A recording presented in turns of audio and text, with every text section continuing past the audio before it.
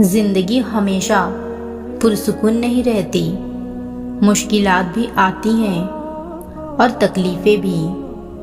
یقیناً تم بھی اداس ہو، لیکن پتہ ہے ایک بات جو پتھر پر لکیر ہے، جسے لکھ کے اللہ نے تمہیں تھما دیا ہے، جسے کوئی نہیں مٹا سکتا، جو بات کبھی بدلی نہیں جا سکتی، وہ یہ ہے کہ آنے والا وقت ہمیشہ تمہارے لیے پہلے سے بہتر ہوگا۔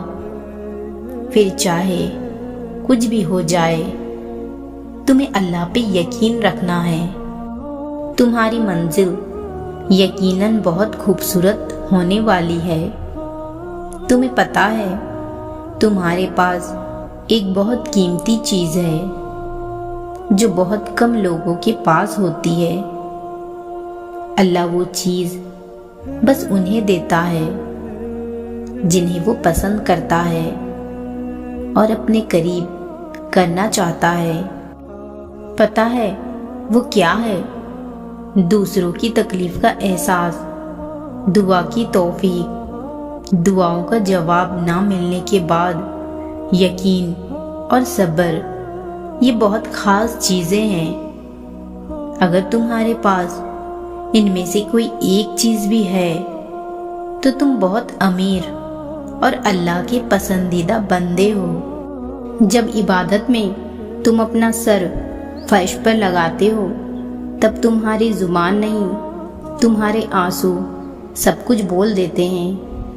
جب تمہاری سننے والا کوئی نہیں ہوتا تو تم دل کو یقین دلانا کہ اللہ نے سب کچھ سن لیا ہے، سب کچھ دیکھ لیا ہے، تمہاری تڑپ، تمہارا رونا اور تمہارا خاموش رہ کر صبر کرنا۔ تمہیں بس اب تھوڑا اور صبر کر کے انتظار کرنا ہے۔ یقیناً اللہ بہت جلد سب کچھ ٹھیک کر دے گا۔ تمہاری پسند سے اللہ تمہیں آزما رہا ہے۔ ہر لمحہ تمہارا اجر بڑھا رہا ہے۔ اللہ کو محبت تم سے بہت زیادہ ہے۔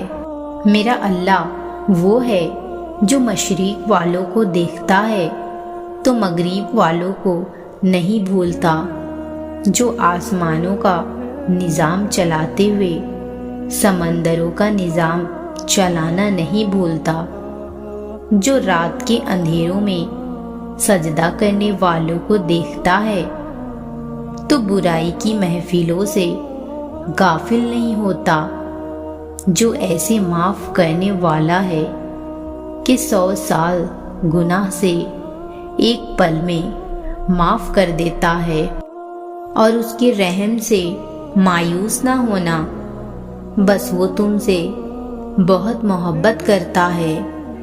وہ جب تمہیں قطرہ مانگنے پر ہمت دیتا ہے تب اس نے تمہارے لیے پورا سمندر تیار کر رکھا ہوتا ہے۔ تمہارے دل میں خیال بعد میں آتا ہے اور اس تک پہلے پہنچتا ہے۔ وہ دیری انہی کے لیے کرتا ہے جن کا مانگنا اسے بے حد پسند آ جاتا ہے۔ ان بے شمار آوازوں میں سے اسے تمہاری آواز بھا گئی ہے، بس اس لیے وہ چاہتا ہے رابطہ تھوڑی دیر اور قائم رہے۔ تو پھر دیری کی فکر کیوں کرتے ہو؟ وہ اگر تمہاری پکار سننا چاہتا ہے تو تم بھی اسے پکارتے رہو، پھر وہ تمہیں وہ بھی دے گا جس کے لیے تم اسے پکار رہے ہو۔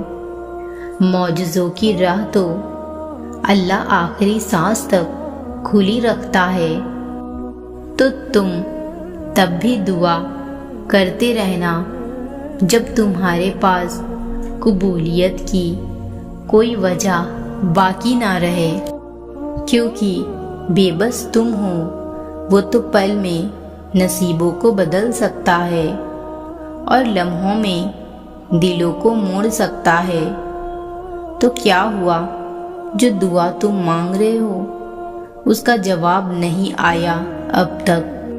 تم خود دیکھو، اللہ نے انکار بھی تو نہیں کیا نا اب تک، بس تمہیں انتظار کرنے کو کہا ہے۔ مانگنے کی جب اس رب نے دی ہے توفیق تو یقین رکھو پھر اس مانگی گئی دعا کو پورا بھی وہی کرے گا۔